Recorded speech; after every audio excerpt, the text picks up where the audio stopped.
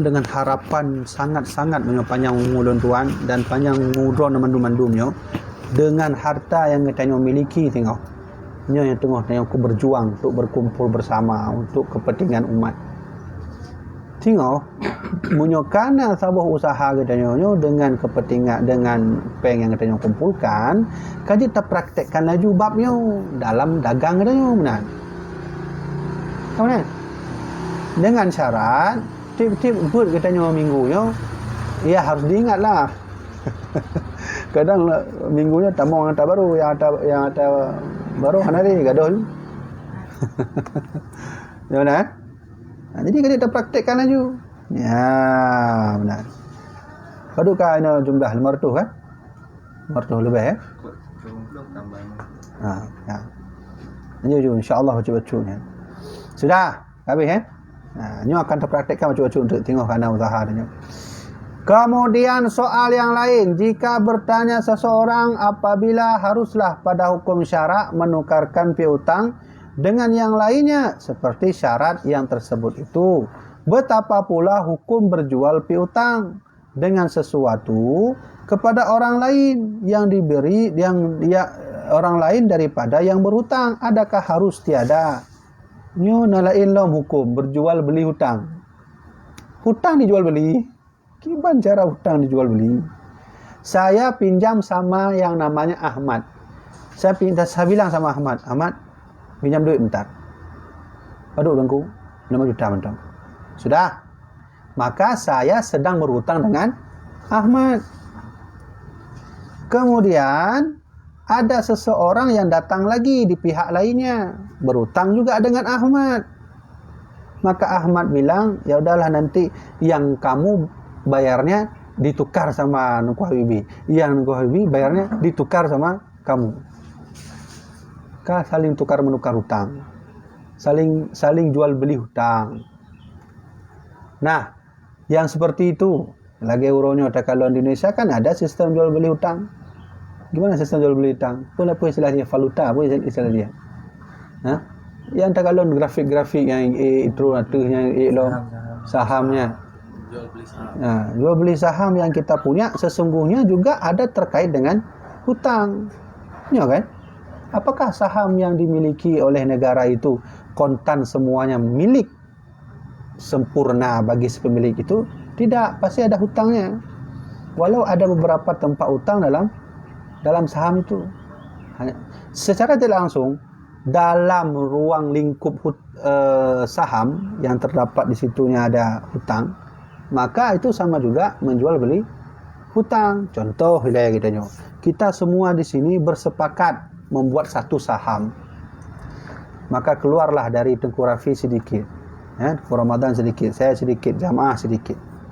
Ketika sudah keluar sedikit, maka kita tanamlah saham bersama-sama. Ketika saham berjalan, maka di antara kita ada yang berhutang demi untuk mempertahankan saham. Maka ijaklah jamaah mungkin, itu contoh, tertarik dengan saham kita, dibelilah saham yang saham itu statusnya ada yang sedang berhutang. Ya, dicok beli. Sehingga nanti yang bayar hutang itu dia tahu, dia bahwa saham ini punya hutang, dia yang bayar. Nah, sekarang timbullah kasus. Sistem seperti itu boleh atau tidak? Jual beli seperti itu. Nah, maka dijawab oleh Abu Syekh Abdul Rauf As-Singkili. Dijawab oleh beliau bahwa harus pada hukum syarak berjual piutang kepada orang yang lain. Boleh hukumnya, hana masalah. Dengan syarat yang membeli hutang itu juga dia harus tahu rincian hutang. Kalau nggak tahu, nggak boleh. Sudah, berarti dari Abu Syekh kan juga kan? Hukumnya boleh. Dengan harganya lain daripada hutang, yakni dengan harganya sesuatu yang tunai. Maka yaitu sah jualnya. Maka rupa masalah ini seperti bahwa seorang beri piutang kepada si Zaid 100 tahil dirham umpamanya. Maka katanya kepada si Umar, telah kujual akan dikau piutangku yang 100 tahil pada si Zaid itu dengan harga 100 tahil dirham. Yang tunai atau lebih umpamanya. Kemudian maka dikabulkan oleh si Umar akan dia, maka itu sah jualnya, tetapi disyaratkan pada yang sama ribawi, ya, keduanya itu berterima-terima keduanya pada majlis akad supaya terpelihara daripada riba yang telah diharamkan oleh syarak akan dia. Nah, nafum ulang tergotu. Apabila terjadi jual beli hutang, ya, jual hutang, ya, maka itu hukumnya boleh seperti contoh saham tadi. Dengan syarat dua. Syarat yang pertama, kedua belah pihak yang ingin beli saham tadi harus duduk mufakat langsung bertemu agar terjadi transparan akad. Yang kedua, bahwa syaratnya itu harus sama-sama baik ribawi. Baik ribawi kan riba. Sama-sama menyubah selebihnya data jinya sama. Rincian hutangnya juga harus sama. Ketika saham ini, rincian dan data sahamnya begini tentang hutangnya, maka nanti saham dan hutang-hutang itu dibeli oleh orang lain, datanya juga harus sama. Munalah masuk dalam tuan. Itu boleh hukumnya. Yang kedua dua buah syaratnya. Kita nampak kan? Saham ya. Jadi begitu caranya. Muno pegah le Abu Syekh Kuala bahwa si Zaid ada 100 dirham pinjam kepada si Umar. Ya. Kemudian si Umar jual lagi ke orang, katanya telah kujualkan piutangku 100 tahil pada si Zaid dirham. 100 juga, hanya lebih hanya dengku. Kalau lebih itu terjadilah riba. Ya, benar. Baiklah. Faham? Ini pertanyaan. Hana. Dan keluar dengan katanya dengan harganya sesuatu yang tunai itu berjual piutang dengan harganya piutang jua, maka yaitu tiada sah jualnya pada hukum syarak, sama ada keduanya satu jenis atau dua jenis yang berlain-lainannya. Berapa biji kamu hutang itu tengku? Ada 10 biji benda dalam keadaan status hutang.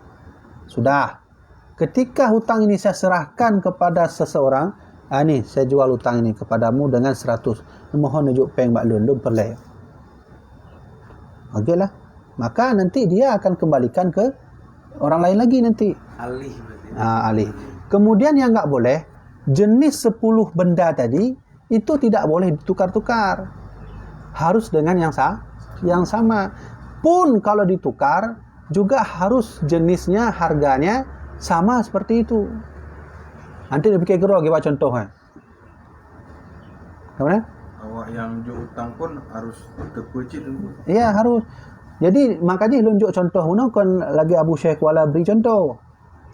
Bangan gedanya ya sesuai dengan keadaan zaman uronyo. Keadaan zaman uronyo kan seperti jual beli saham, yang setiap saham itu pasti ada sub-sub yang terkait dengan hutang. Jadi sekarang ya apa namanya? Kayak saham tuh biasa mereka mendeposit misalnya uang, ada uangnya dulu baru dia main saham, tapi kok begitu nggak bisa main. Iyalah. Sama juga. Enggak, itu kalau begini. Dia nabung dulu biasanya.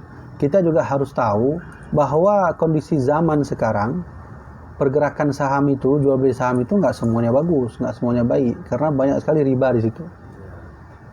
Tapi anggap sajalah contoh saya berikan tadi, saham yang bersih dari riba.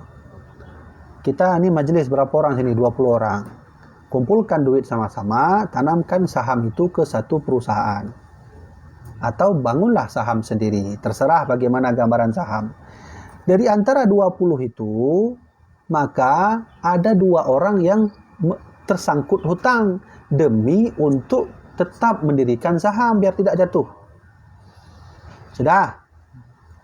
Kemudian ada pihak yang lain menengok kita, wah ini bagus kayak saham ini, kita belilah. Dah, pertanyaannya bagaimana dia bisa beli saham ini sedangkan saham ini ada 2 yang sedang tersangkut hutang. Kamu nilai? Maka dia beli saham itu. Setelah dia beli saham, tidak masalah, boleh hukumnya dengan syarat kedua belah pihak pendiri saham ini atau anggota saham harus bertemu secara transparan. Yang kedua, data hutang piutang yang ada di dalam saham ini itu harus sesuai. Nanti ketika sudah dibeli, datanya harus sama, tidak boleh diubah. Kalau diubah, maka nanti harganya berubah, bendanya berubah, semuanya berubah, jenisnya berubah. Kalau harga semua sudah berubah, bisa terjadi riba. Begitulah Islam mengajarkan kita untuk sebisa mungkin menghindari riba. Kalau tukar-tukaran bisa jadi bahaya. Kalau masalah harga, okeylah tadi boleh, kata Syekh Kuala. Kamu beli saham dulu sama siapa? Cina. Pakai duit Cina? Iya. Baik, sekarang saya pakai duit dolar. Tidak masalah. Tapi yang jadi masalah yang data tadi itu. Nah, menyomenan, coba kesimpulan. Kalau begitu, jual beli hutang itu boleh hukumnya. Itu intinya di situ, boleh. Nah, itu terserah contohnya bagaimana. Kemudian dengan contoh kan Dina jual beli rumah yang dekat sekarang kita. Ya. Jual rumah. Jadi kayaknya CP yang kira-kira juga CP. Ya. Jadi kayaknya kan harus nak pihak lain itu yang jual. Sedangkan waktu pihak lainnya, waktu pembayarannya kan dia kalkulasi keuntungan. Ya kan? Ya. Kan kalkulasi keuntungan supaya dun coba semua. Dun tu, atau 5 tu.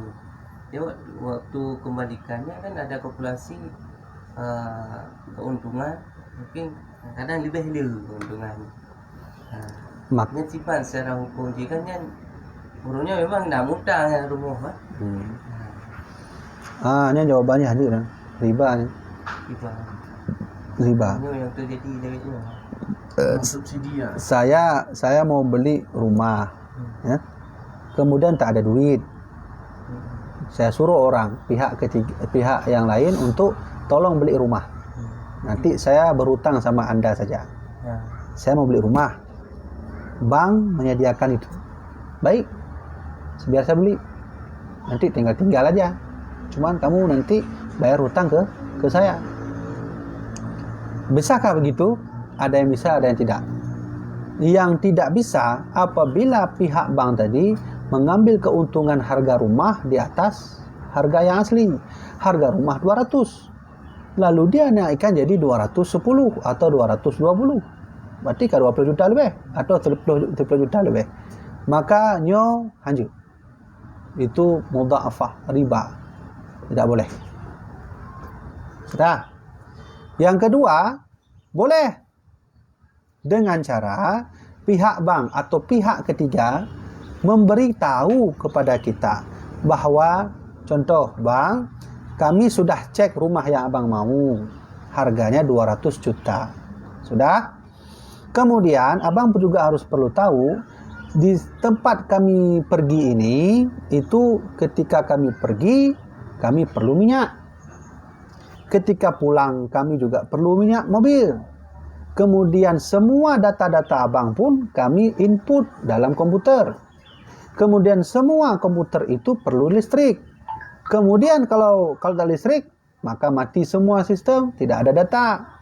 Dan pun yang terakhir, seluruh data-data abang ini tentang pembelian, penjualan, hutang piutang di antara kita, itu perlu adanya rincian data-data resmi. Intinya kami ingin sampaikan 200 juta harga rumah, kami naikkan sebanyak 5 juta. Contoh. Dengan alasan 5 juta ini adalah hak jalan dan pengurusan data. Bolehkah begitu? Boleh, tak masalah. Dengan syarat sesuai dengan jalan pergi input data, baik lebih. Yang seharusnya jalan dan pulang itu hanya menghabiskan duit 1 juta saja, ibu lewatnya jadi 5 juta. Lanjut. ADM-nya. Ya, tidak boleh. Ada lebih banyak. Ya, tak boleh. Tak boleh hukumnya. Itu fatwa siapa, Tengku? Coba buka kitab Ashbah wa Nadhair. Imam As-Suyuti ketika ditanya sama orang tentang hal itu, beliau jawab 2 jawaban. Pertama, menurut para alim ulama, mayoritas juga tidak boleh. Tapi menurut Imam Ibnu Qafal, boleh. Selagi dalam fikihnya boleh, hanya pun tak cok je. Tapi kadang orang pegang hal itu kan pendapat lemah, Dengku. Kan lebih baik kita ambil pendapat yang mayoritas. Ya, memang Tapi kita juga harus tahu yang pendapat lemah itu lemah di kalangan siapa? Di kalangan para alim ulama dulu. Munyo terang-terang orangnya ada lemah dia kekuatannya. Ya, benar kan? Lagi urang awal ke contoh lah, urang awal ke Imam Nawawi lemah. Urang awal yang ke lemahnya ulama sih. Yang benar Abu Ya Lun Tuan. Lun teringat waktu Abu Ya ke selemah-lemahnya pendapat ulama, dia ulama juga. Kan urang tukang beca. Boleh dipakai hukumnya. Nah, kamu faham? Nah, benar cara ini. Boleh aja. Tapi ittifaq ulama tak boleh tetap. Tapi ya setidaknya tidak bolehnya mana? Jangan menjadikan akad 200 juta rumah tapi dinaikkan oleh bank 210 juta. Dimasukkan di dalam data atau akad. Inilah yang membuat para alim ulama tetap tidak menyetujuinya karena itu riba. Walau nanti Imam Ibnu Qafal boleh. Tapi lain hal begini, bang, tetap 200 juta dalam akad, 5 juta terserahlah bang, mau kasih mau enggak boleh juga, tapi abang hargailah perjalanan kami, input data bang. Nah kan gitu, nah, itu boleh. Jasa. Ya, boleh hukum. Kamu boleh? Ya, boleh itu. Coba nanti buka kitab Asbah wa Nadhair. Ya, kaleh, nak yang lain mana? Ya. Jadi yang seperti ini insya-Allah kita praktekkan mulai dari sekarang sikit-sikit. Makanya kenapa konvensional itu banyak yang bilang tidak boleh. Tidak boleh hukumnya. Kenapa? Banyak terjadi hal riba di situ. Asuransinya hati-hati sih. Tapi bank syariah itu ya nama atau syariah, bank syariah. Tapi di dalamnya isi macam konvensional. Ah, iyalah.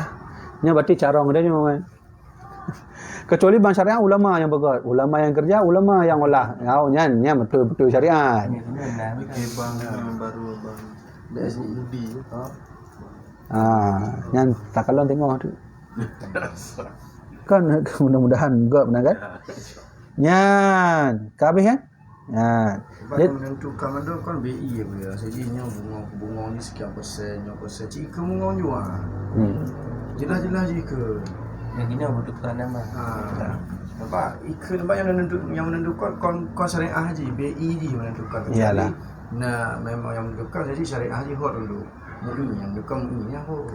Tapi dia BI yang menentukan kira bunga jonyo. Jadi ini hanya cara lain. Ketika bank bertransaksi dengan emas tanpa dengan duit lain, insya-Allah ana pakai syariat pi, insya-Allah nya akan juk ke syariat. Kenapa kan? Emas. Kers emas. pinjaman. Ya, terserah. Transaksi emas, pinjaman emas, apa lagi? Asuransi dengan emas, mandum-mandum lah. Karena emas itu memiliki kekuatan yang tidak akan pernah bisa turun harganya. Ya kan? Ya kan? Ya baik nak Cina ada emas. Ya, tapi bisa ditukar dengan selain emas. Maka di sini nanti ada bisa diolah riba. Selagi emas bisa tukar menukar dengan selain emas, itu bisa ada kemungkinan besar terjadi riba.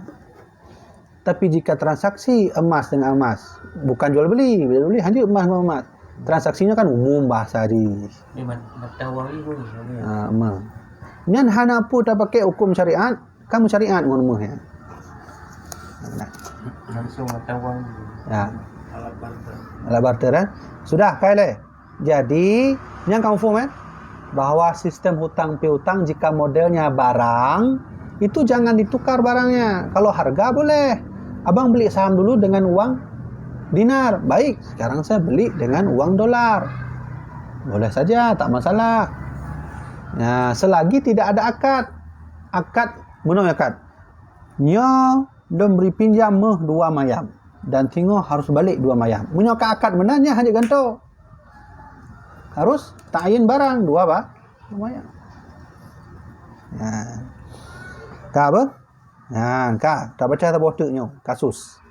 Jika bertanya seseorang, apabila tiadalah diharuskan oleh syarak menjual piutang dengan piutang, dan menjual mata benda yang belum diterima akan dia seperti yang telah tersebut itu, betapa pula hukum jika seseorang menukarkan piutangnya yang bertangguh dengan piutang yang tunai? Adakah harus baginya pada hukum syara ya demikian itu atau tidak? Saya pinjam utang ke si Ahmad 20 juta. Sudah. Kemudian si Ahmad menjual hutang kepada saya ini, dia jual ke si Ismail. Kah? Dengan 20 juta juga, hanya lebih ketika riba. Tapi ketika Ahmad dengan saya itu kontan, duitnya kontan, akadnya langsung. Nah, antara si Ahmad dengan Ismail beda. Apa beda? Ditangguhkan yang dihutang, ditangguhkan harganya. Boleh nggak begitu, Nunggu? Kalau tadi dasarnya boleh.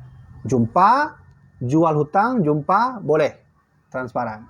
Sekarang nggak jumpa, dia jual nggak jumpa. Hana merumpok aja pegang. Hai, lu kena jualnya hutangnya. Nah, macam mana lu perih tak peng? Ajit, paduk man hutang, man kual bi 20 juta. Kajut, untuk harga, untuk apa? Minggu ke. Macam mana? Ada payah-payah. Kan terjadi akad, tapi harga 2 minggu ke. Juk peng ni 2 minggu ke tu. Yang muda lagi kan, Jut. Dasarnya kan Jut, benar kan? Langsung merumpoknya. Jut. Ini ditangguhkan, Jut benar? Nah, coba bagaimana jawaban Abu Syekh Kuala? Abu Syekh Kuala mengutip jawaban dari Syekh Jalaluddin Mahalli bahawa tiada harus menukarkan piutang bertangguh dengan piutang yang tunai. Oh, anjir. Bang Ismail, lu jualnya hutang lu ke Dron. Hutang seorang kan? Antara lu dengan Kuala Bibi. Kajut. Mana je? Peng minggu ke mana? Tapi dia nak akad mana? Peng tu untung lah anak pun. Dia kan kat sahabat kat trip. Tegak mata ugut dia main teman-teman. Menang alasan ni. Menang. Ya, menang. Kan leh. Pugah le yangnya. Oh, kajut lah punya menang. Dia kat sahabat kat trip menteri. Menang kan? Menang lanjut. Abu Syekh Kuala mengutip jawaban Syekh Jalaluddin Al-Mahalli, lanjut. Tak boleh.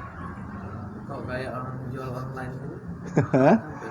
Jual online tak semuanya baik. Tak, ada yang batal, ada yang tidak. Selama yang saya jual online, Tokopedia hanya berarti harus Tokopedia harus endorse kita ni. Benar mentang, ni online. Ya, ini pembeli, ini penjual, ini pembeli. Pembeli jual Aqua. Sudah? Ini Aqua. Dia punya barang Aqua. Saya mau beli. Tentunya saya kan kirim barang dulu, kirim duit dulu. Maka dikirimlah duit. Sampai di online ini, pihak toko online ini dia jaga duit kita. Lalu dia memberi konfirmasi, "Hai, kirim barang Aqua ke sana." Dah dikirim. Ya. Tokopedia akan memberi peringatan, barang dah sampai atau belum pihak pembeli.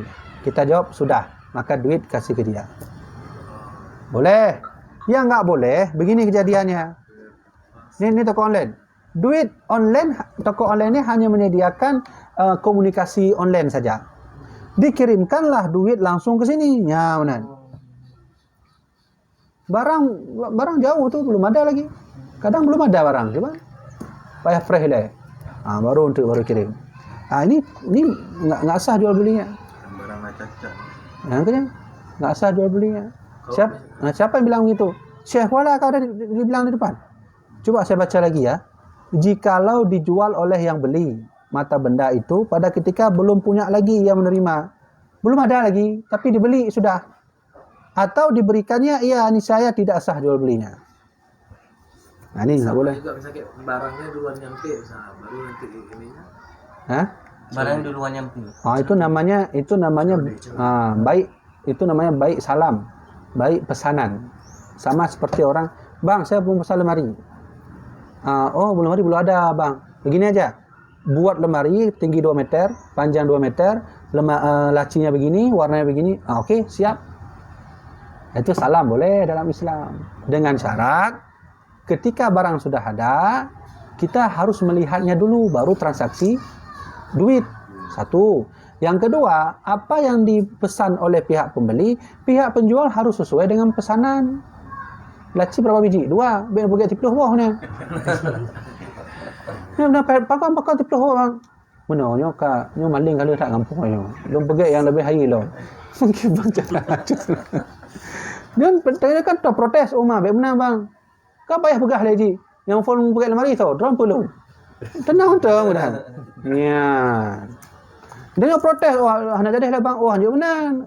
Tu harus dimenangkan si pembeli, penjual tidak boleh. Maka hukum seperti ini harus tahu oleh seorang hakim. Kalau nggak tahu, baik jika hakim.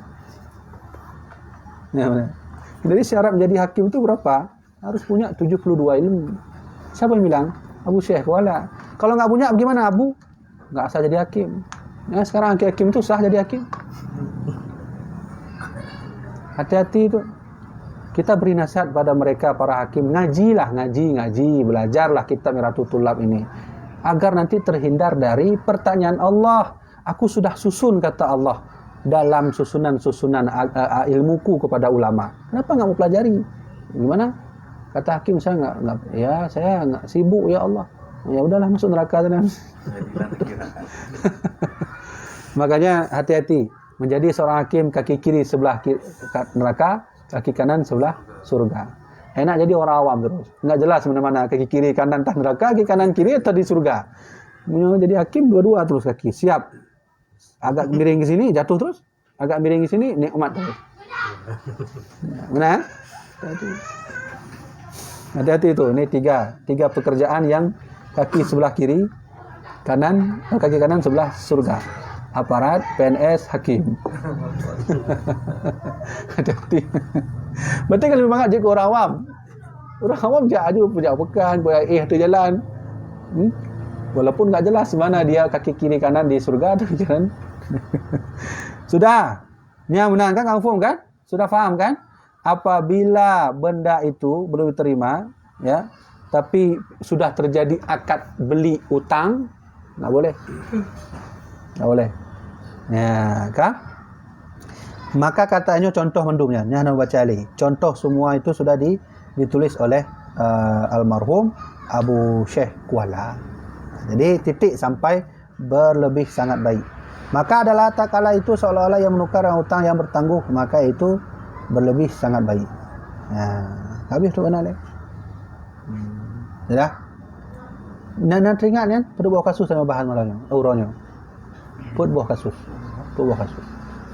Intinya yang pertama, kalau jual beli mata bendanya belum ada, nggak boleh.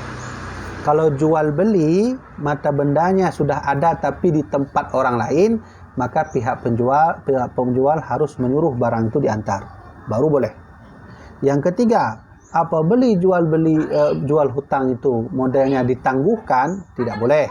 Yang keempat, jual piutang itu transaksinya jelas langsung, maka hukumnya boleh. Ya. Tak boleh. Bak ulang jual. Okey. Mana? Nanti kaki kalong tanya. Nak tanya leh nah.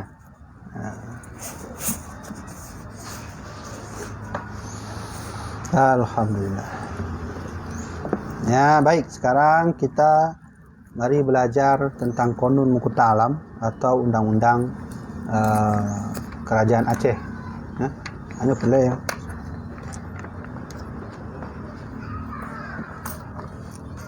Ya, hanya lama beduk ah. Dua nabuh tanda. Duk berapa? Nabuh tanda lah.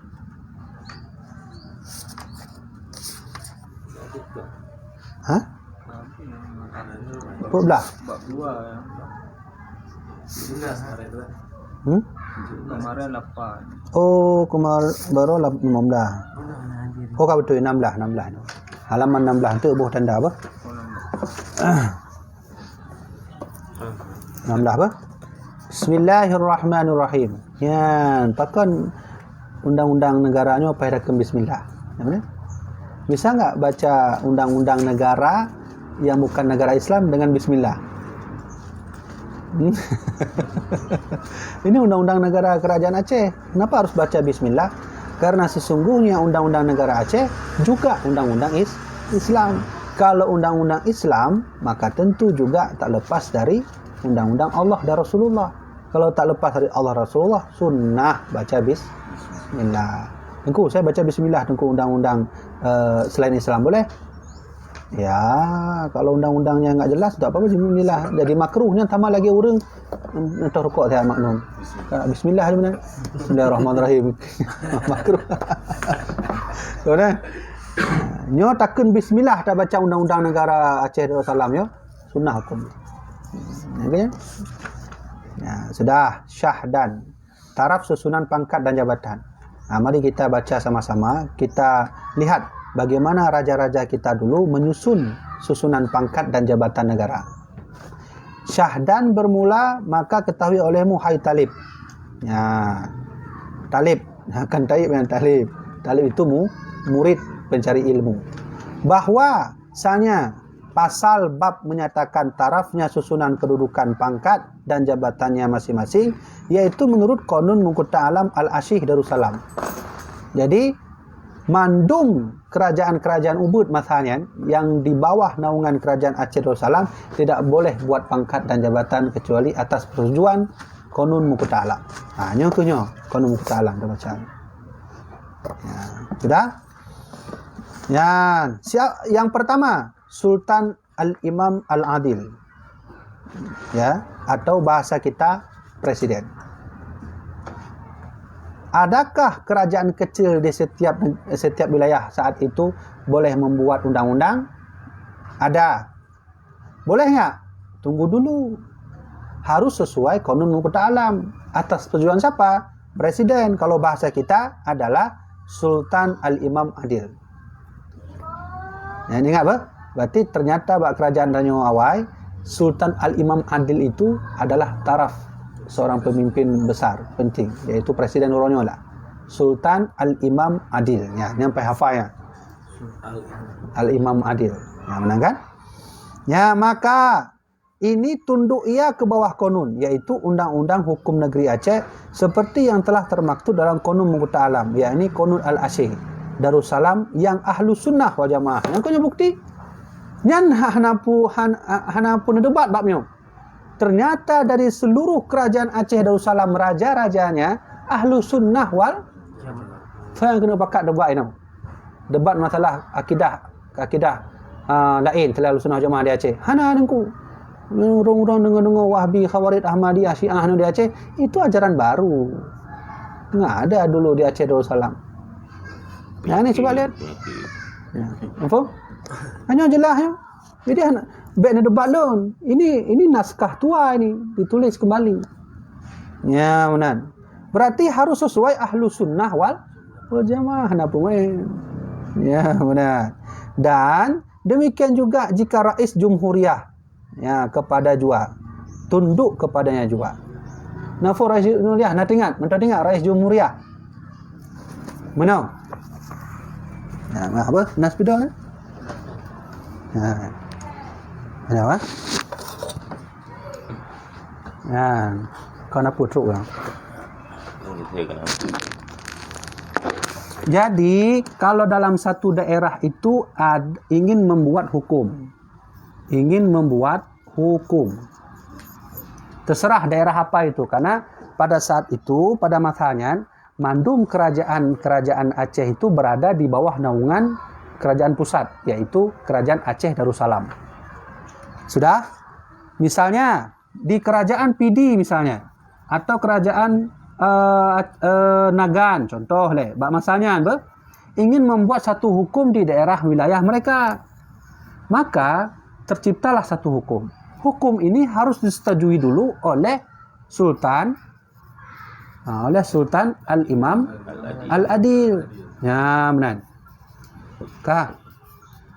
Al-Imam Al-Adil ini diambil dari mana nanti persetujuannya? Ketika dia pelajari hukum ini, dia harus merujuk kepada Qanun Muqta Alam. Qanun Muqta Alam, benar. Dan Qanun Muqta Alam salah satunya harus ada ahlu sunnah wal jamaah. Ya, benar. Sudah selesai. Setelah persetujuan ini, maka Al-Imam Adil menurunkan perkara ini kepada Rais Al-Jumhuriyah namanya. Pakai bahasa Indonesia. Rais Al-Jumhuriyah. Nah, ini dia, Rais Al-Jumhuriyah.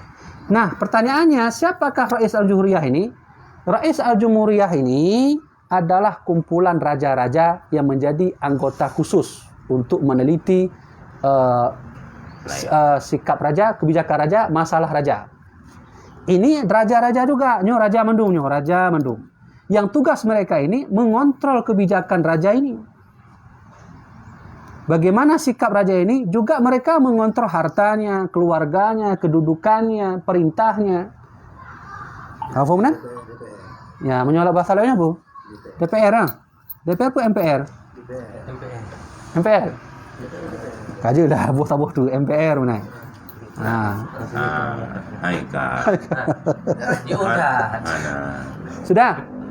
Sudah confirm Rais Al-Jumhuriyah.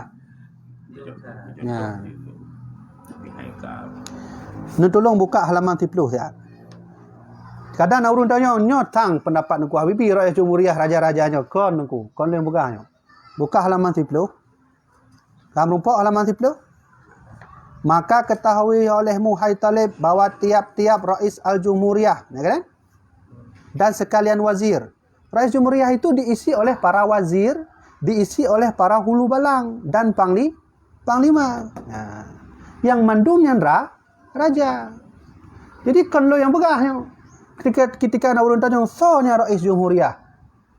Maka ini jawab, Rais Jumhuriyah berisi anggota dari wazir, anggota dari panglima perang, anggota dari hulu balang. Ini mandum. Ya, kan? Hulu balangnya pun lagi laskar, pemimpin pasukan. Ya, kepala prajurit lah. Ini mandum. Yang semuanya wazir hulu balang itu dari raja. Mereka punya hak penuh juga untuk mengontrol ini. Sudah, setelah Sultan Al-Imam Adil turun kasus ini ke sini, maka nanti dari sinilah dijawab, bolehkah hukum dari kerajaan PD itu ditegakkan atau tidak ditegakkan? Tentu Rais Jumhuriyah harus punya kekuatan, harus punya mufakat. Apa mufakatnya? Kembali kepada Qanun Muqta Alam. Menyonyonya nyo lain lagi yang pegah di luar Qanun, nyo menancit. Lanjut. Inilah kekuatan penuh untuk menegakkan hukum di dalam Negara Aceh Darussalam matanya. Nah, kibat aso-aso Qanun Muqta Alam yang ke terpelajari urunya. Nah, beginilah sistem cara membuat pangkat dan jabatan negara pada saat itu. Ya, kalau sunnah jamaah hanya bahan pemainnya. Orangnya ngampe. Ya kan? Ya, kah. Ngampe. Kah lanjut lah. Pak Long. Oh, halaman baru noh. Nya ni ingat apa? Baik begah lo nya tu. Rais Jumhuriyah tahu. Baik begah pendapat lo ni. Lo ni tu diisi wazir hulu balang dan apa tu? Panglima. Ini ikut sekalian panglima. Yaitu yang ada pangkatnya, martabatnya, jabatannya. Kah Pak Long? Ya, kah habis. Nah, kemudian ingat ya. Nah, itu semua susunan pangkat dan jabatan harus sesuai dengan persetujuan ini. Nah, sudah. Kemudian dan adapun kurukun. Ya, itulah dalam Qanun Muqta Alam. Kurukun. Kurukunnya adalah penulis rahasia raja. Punya bahasanya apa? Kerani. Sekretaris? Kerani. Kerani. Kerani ya. Nah. Sekretaris. Dah. Anak pakai bahasa. Nah, sekarang pertanyaannya, bagaimanakah sistem kerajaan Aceh Darussalam menyusun kurukun? Nah, bagaimana caranya? Kurukun atau disebut Katibul Muluk. Katibul Muluk sekretaris raja. Katibul Muluk itu adalah ia sekretaris jenderal sultan atau Rais Jumhuriyah. Nah, ini cok. Kalau Sultan Al-Imam Al-Adil, siapa itu terserah, sekarang muda kah, Sultan Al-Imam Syam betul benar. Kena pegat sabuh, kena angkat sabuh sekretaris raja harus dari sini. Ini dah VIP semua. Ini kayak VIP mandum pengalaman jabatan mandum kah dikuasai. Ilmu na mandum. maka nggak boleh Al-Imam Sultan ambil tempat lain. Nggak boleh, harus sini. Ini aturan sih. Ya, benar kan? Harus rais jahil mulia. Kedua, Qadi Al-Malik Al-Adil, yaitu yakni jaksa agung. Juga harus ambil dari sini. Hanya tempat lain. Makanya yang urung elit mana yo. Nyo sebenarnya Raja Aceh. Raja Aceh setara lagi Raja Sultan Al-Imam. Sama aja sebenarnya. Cuman karena tidak boleh banyak raja kah lu pilih. Telah tiru hasil mufakat, maka lah status di depan Allah ni tetap sama nyo sama nyo. Nyo hanjir no pueh no, nyo hanjir no pueh ni. Itu elit. Dia termasuk juga kayak penasehat gitu kan? Ya, penasehat. Oh enggak, di sini bukan penasehat, di sini sekretaris. Mungkin nanti ada penasehat di depan. Nah, faham kan? Berarti kerajaan Aceh Hawaii kena angkat ke sekretaris raja atau jaksa agung harus netoknya. Jaksa agungnya namanya Qadi Al-Malikul Adil. Ya, jaksa agung. Kan anak-anak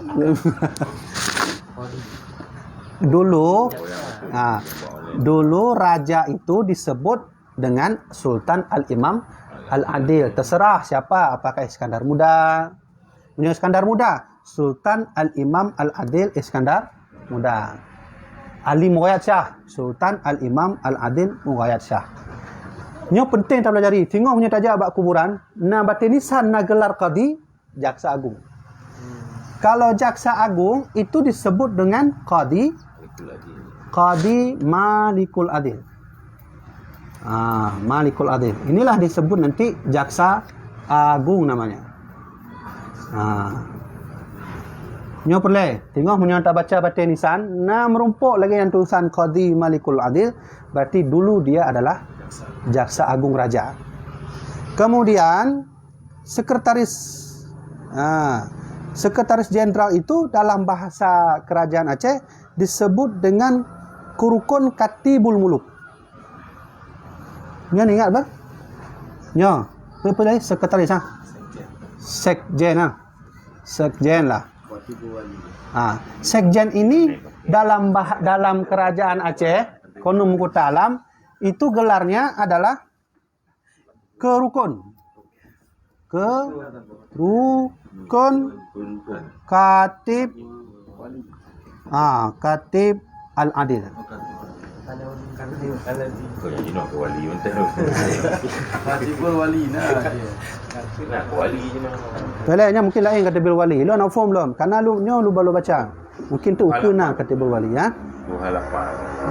Nyo kah? Kau form leh. Ni kan hafal. Pemimpin terbesar Sultan Al-Imam Al-Adil gelarnya. Kemudian di bawah beliau ada nanti jaksa agung Qadi Malikul Adil. Kemudian sekjen raja, penulisnya yang menulis catatan raja namanya Kerukun Katib Al-Adil. Nyah nak membaca nak mubah mandum nak bak konum kota alam. Jadi bak online yang mempanjat buat yang konum kota alam adalah tabuh undang-undang yang pegang oleh Sultan Ali Mughayat Shah tahun 15 sekian yang dipakai oleh Iskandar Muda sehingga dikenal, dipelajari oleh Cina, Eropah ketika itu, bahkan Perancis, Australia mempelajari konun kota alamnya. Begitu pas dan tertibnya sehingga makmurlah Aceh Darussalam karena konunnya. Hanapu main deku hanapu harap kalau ingin bersatu pakai hukum Allah dengan sunnah.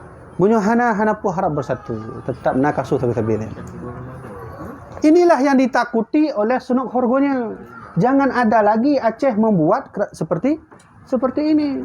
Takut sunuk horgonya. Kalau sempat lagi ini berdiri, Aceh insya-Allah berdiri lagi. Maka ji pugak ju. Maka pugak Belanda ada raja palsu. Pom palsu. Hai bet mina kamu lah raja. Hai ulama Aceh, ulama palsu. Kau ulama palsu. Kau ulama palsu kan? Sunah harganya ulama palsu. Syekh Abdul Yang mana? Ghaffar. Engkau? Kafan kan? Kafai kan? Ngafai kan? Yang salahnya. nya menyona kan orang Aceh no kaje napah na wajib. Alam dia je gubernur yang bayar testing kanun muktala dewan. Ya. Ini testing masyarakat dengan buku. Confirm. Jadi yang paling pegah bahawa qadi rukun katibul adil dan qadi malikul adilnya mandum dari no cok. Jadi raja nak hek le minta, kena je pilih. Nya urang yang dalam golongannya, nya urang yang kamalim ilmu, yang kana pengalaman, yang elit mandumkan. Artinya urang terpilih kan. Maka dia hanya pupuk Sultan Islam Muda, hanya pupuk Rais Jumhuriyah dan kekuatannya. Menancik Jumhuriyah hanya pupuk Sultan Islam Muda dan kekuatan dia. Dan bisa buat film. Ha? Nya le. Cover. Nya ambek tua je. Tapi Jino awaknya ya, awak apa kan Nanggro apa kan? Apa? Brunei. Brunei ya. Brunei. Satu-satunya negara satu-satunya negara yang pakai konun alam ya. Brunei Darussalam. Makmur sejahtera. Alhamdulillah makmur Padahal Bodri nana ini. Anak merupakan proposal. Dan ngondon di Brunei. Ini cerita. Jadi awak Brunei asli pribumi menyo rumah tutung. Ijak Brunei, pihak Brunei ijuk 2 buah hadiah. Pertama, rumah pegat lagi biasa lo, mijuk lempeng lo. Ya, maka ji makmur ini. Dan ni pegah lo oleh raja. Dia menyujak buat nanggro lo, minta orang miskin menyona nunjuk peng. Minta orang miskin menyona nunjuk peng. Mesti menang bagi Indonesia. Oh, kapah dah 2 meter ke pempok. Ini kan bukti kan? Bukti bahawa hukum Islam itu hukum Allah. Makanya Allah berfirman, in tansurullah yansurkum. Kalau engkau menolong Allah, maka Allah akan menolongmu. Yang kamu menolong Allah ya. Abu Brunei Darussalam. Nya kenyo sunah harganya nyo. Nyo bangkit lom nyo. Hana pu harap le Aceh betul-betul akan bersatu lom. Mai kiban cara ada bersatukan nyo lom nyo tanyo hana bersatu. Ulama ini akan pisah-pisah, menancik raja. Keturunan raja pisah-pisah, keturunan ulama pisah-pisah. Partai. Hana pu harap untuk bersatu. Kan tu yang pegah hana pu harap bersatu. Kan yang pegah. Halaman badu baru ada bacanya. Nak tengok dah. Yang pusat serta dan kanun ke dalam baik mefirkah-firkah. Yang patah-patah. Tak kudiung kudu. Ya. Jadi lo menyatu mubut InsyaAllah lu anti tak lu pegah hanya menurut lun. Hana lu punya tubuh hana lu pegah menurut lun. Punya lun nak lu baca kitab lu pegah kitab. Punya hana lun tunda dia. Jadi yang pegah bahawa gedanya punya kena bersatu harus betul-betul baik dengan firkah-firkah, baik dengan kelompok-kelompok, baik dengan golongan-golongan.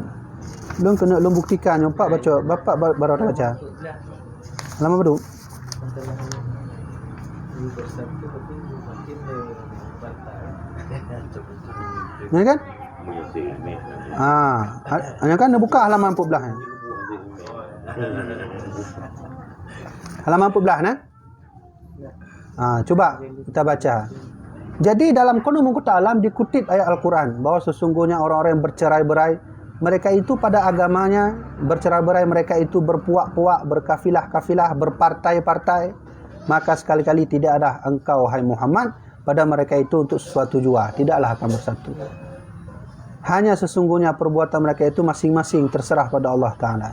Dan kemudian hari Allah Ta'ala akan mengkhabarkan dan membalaskan mereka itu masing-masing dengan apa-apa yang telah mereka perbuat. Kemudian dalam Qanun Muqta Alam dikutip sebuah hadis Nabi Muhammad. Lu baca arti. Barang siapa yang hendak memecah pekerjaan umat Nabi Muhammad ini padahal sedang mereka itu dalam berkumpul yang satu, maka pukullah olehmu hai segala kafilah. Artinya apa? Getanya duk untuk mufakat bersatu. Nah, tidak orang mufakat. Nyan kasunah dapoh. Cuk juga ya dapoh cuk. Bagaimana cara memukulnya itu? Ya, pukul di leher. Hancur. Ya? Punya dia amalkan awak Jino ya. Anda tak pakai isi dia. Kemudian dalam Qanun Muqta Alam nyan disebutkan hadis Nabi.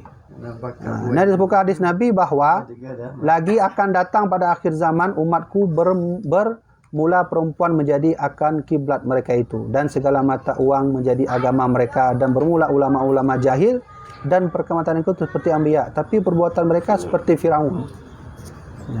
Nya kali pegahnya. Kali pegah dalam Qanun Muqta' Alam. Qanun Muqta' Alam, Qanun Islam, diambil hadis, taruh dalam undang-undang negara. Semata-mata raja ingin memberitahu bahwa sesungguhnya jangan berpecah-pecah, jangan berpisah-pisah.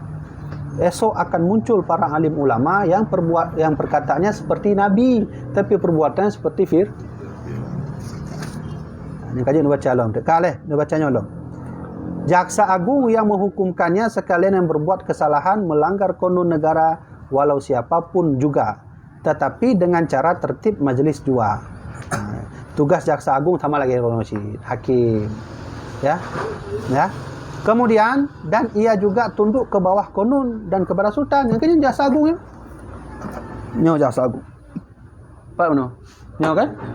Konun Malikul Adil ketika mendapati satu masalah baik dalam kelompok atau wilayah, dia tidak bisa memutuskan sendiri, harus ada persetujuan Sultan Al-Imam dan Jaksa Jumriyah dan tak gede yang belum. Kau yang pegahnya nyo tulis ni.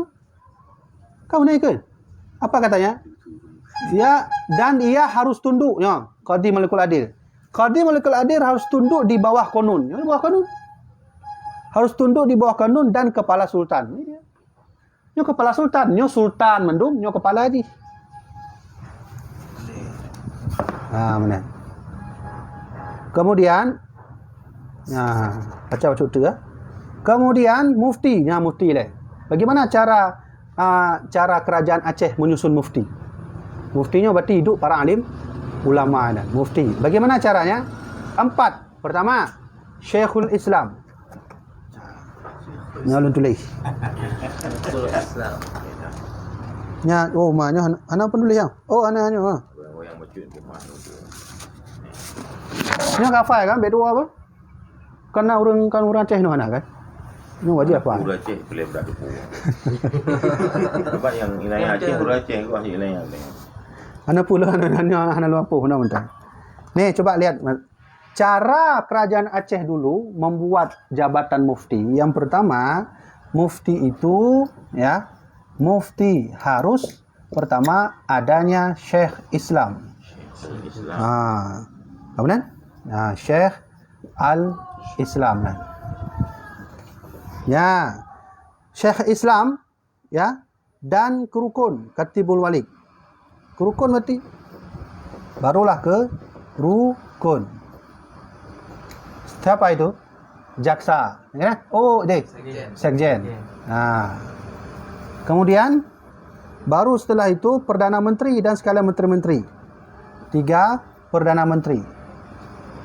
Perdana Menteri. Kemudian 4 adalah punya Sultan ya. Dan Perdana Menteri dan sekalian menteri. Berarti sekalian para menteri. Beginilah cara kerajaan Aceh dulu membuat mufti, struktur mufti. Yang gedenya tepu huronya, muftinya ulama, kabeh tu unan titik. Tapi kerana Aceh hanya unan. Ulama tidak boleh bekerja sendiri dalam hal menjawab hukum agama. Yang pertama harus diutamakan ulama dulu. Cakap ulamanya itu ulama malim no lagi syekh wala ini itu. Kan cakap bergagak leh. Pakan bak Qanun Muqta' Alam ipu tu ulama no boisa. Dalam hal mufti. Ini membuktikan bahwa raja tahu bahwa dirinya tidak ahli dalam bidang agama walau dia tahu agama. Makanya diserahkan bab agama ke para alim ulama yang ahli. Maka duduklah dalam barisan pertama Syekhul Islam. Nah, dalam hal mufti ini juga harus dibantu kerukun, sekjen. Sekjen harus turun. Harus turun ke bawah membantu ulama, bukan menyamakan ulama. Lebihnya orang yang hana ulama yang lebih ulama daripada orang ke ulama. Kemudian ini membantu bukan menyamakan, hanya dengan membantu. Kibang kure. Nama salahnya IPD, nama salahnya Inagan. Kajet, kamu fakar ulama-ulama lain, mana jawaban? Kibang ruang sekjen. Maka sekjen nanti dengan catatan raja tadi, dia akan mencocokkan atau dia bertemu dengan Sultan Al-Imam Adil. Yang terserah untuk kibang kinerja haji. Yang ketiga baru ada Perdana Menteri. Yang keempat baru para menterinya. Nah, inilah struktur mufti. Mufti itu orang yang memberi fatwa hukum. Dalam Islam ini, fatwa negara itu juga dalam Islam. Cuma itu tugas ulama aja. Misalnya kalau kita bahas departemen kan, departemen adi, departemen syar'i, departemen daruri, departemen nazari, departemen uruf, yang kalah buat pelajaran yang lalu. Ya, udah. Kajilah tu guna oleh. Ya. Orang yang ikut aku ya. Ha? Ikut tu yang lelai kun atas nak berajo dia di maja. Lama jamu biju-biju. Kalau ni puasa. Ini nak lembut dah konya atas nak berajo. Ya. Jadi pemerintahan. Apa nampak? Padahal pemerintahan mereka. Uji pilih tu yang apa lahap tu. Tak ada nak banyak nah. Ya, ni kamu jawab dah. Itu kata. Dia orang ya. Tu? Dia orang ni nak. Ilon jujur ko. Ilon hantar lum baca. Inyo lum baca uronyo lu turah uronyo. Silakan guru. Nagalan. Dari mandum kekuatannya, ino yang paling kuat. Ino wajib puas tu. Nyo lulang tengok tu bak jamaah online. Nyo bukti bahawa katanya ulama-ulama ranya wawai dari raja-raja dengan wawai Ahlus Sunnah wal Jamaah. Ada dah mau habis dah boh. Khawarij hana baik nak kengkeng khawarij yang khawarij hana misalnya Wahabi hana Syiah hana Ahmadiyah hana. Pulang nabi palsu di hana lagi. Hana. Mandum yang strukturnya wajib kuat guna betul. Nah, ini dia. Begitulah alimnya Sultan Ali Muhammad Shah bisa membuat struktur tertib ekonomi alam menjadi dasar negara yang bagus, baik dan adil. Mudah-mudahan diampuni dosa oleh Allah Sultan Ali Muhammad Shah. Dan Sultan Ali ni raja. Kon raja, mana ulama cik. Ulama raja. Sultan Ali ni ulama cik. Ulama ngau raja sekaligus. Nya nyampai ada minta uronya ulama kau raja. Kadang na raja kau ulama. Sama lagi nusuk Nabi Sulaiman. Nabi Sulaiman raja, tapi juga ulama. Ini kapayah minta uronya hana juga. Konsisten pilihan dipilih. Sebab anak kita je kerung. Berarti haya sunah harganya kan. Payah tak akui cik sunah harganya. Itu apa bahawa menyukai hidup dalam pimpinan negara yang raja dengan ulama yang maju uji negara. Makanya hijau sunah harganya anak pun orang daya dikit-dikit mentah. Doa bak boleh setuju juga. Ulama-ulama dikit-dikit mentah. Henok ekonomi anak pun. Ha? Lupa berjempu. Lupa oleh sunah harganya. Lagi buat dia Wahabi orang. Ya. Tengok hana puya dongku karena bukti no tanya lu sunnah jamaah. Ni fikir lu sunnahnya payah nak tanya Allah mana sunnahnya apa. Kalau sunnahnya apa? Kah saja. Kah kana le. Nak tanya. Hana? Anggota hana? Baiklah nyo saya dapat jual kanduri le bacut nak kandurinya. Jadi untuk kajian tambahan nyo untuk penulis dapat nyo sampaikan. Jadi long kena sampaikan nyan ruh rajanya senang kalau tanya karena tanya hurufnya tak kembali lom tak pelajari lom konun yang kalau pegaknya lo yakin ruh-ruhnya ijak kena kalau cucu rumah cucu long kai buat lom kitab kamu ya doa ju ya Allah na pun majulah awak berperisnya pun majulah awak sultannya benar balik Iskandar Muda Abu ya surah hendangnya apa ini hon tak uyan ikut ulama aja mau piju-pijunya awalnya kena tanya. Ya, hanya hati-hati sih ya. Kaedah-kaedah yang lagi hanya hati-hati sih. Ya, nanti cocok khusus babnya. Entah. Kah kabar wallahu alam bisawab. Sallallahu ala Sayyidina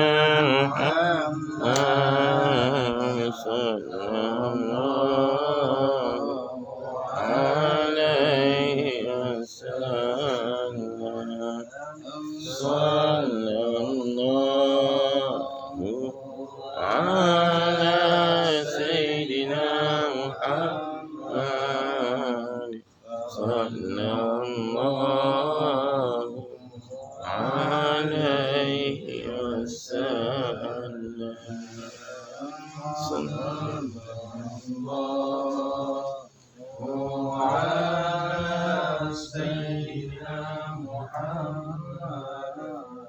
Yan, raja kita yang ngejak tu fu.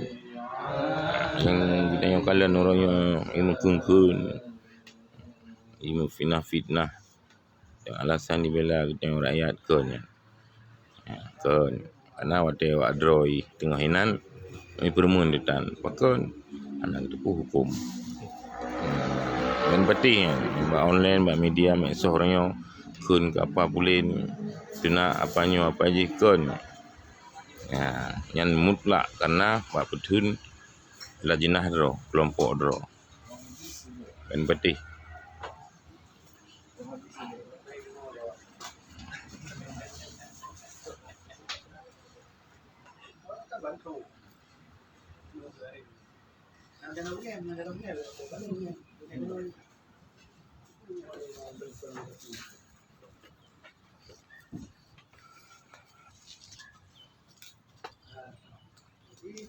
Yan, ini tu kitanya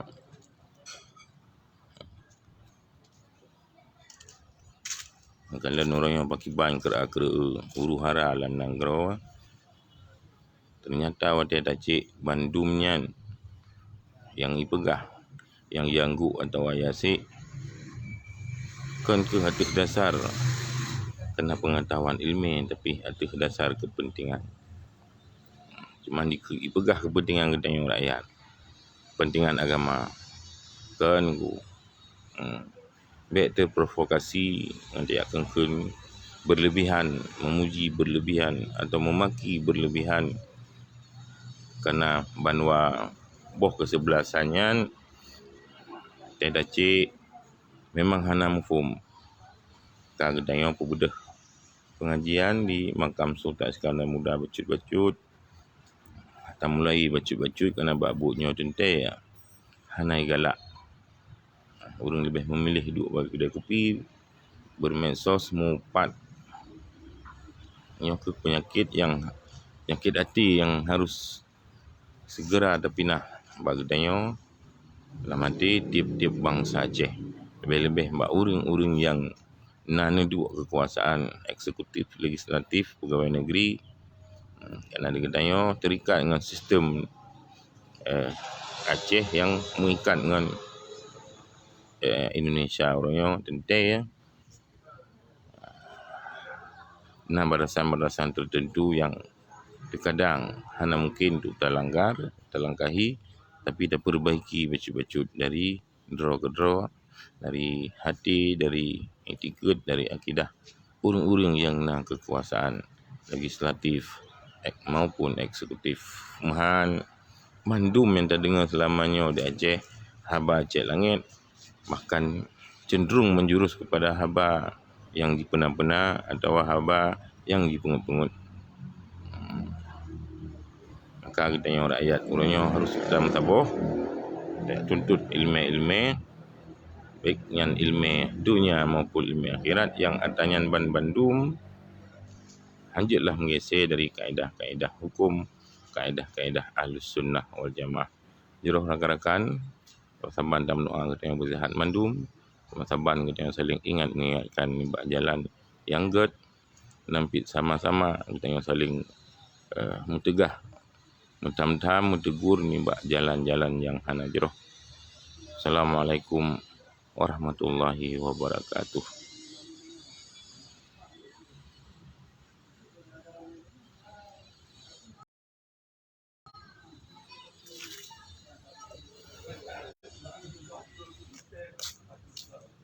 Makam Raja kita Iskandar Muda dan komplek makam-makam raja yang di samping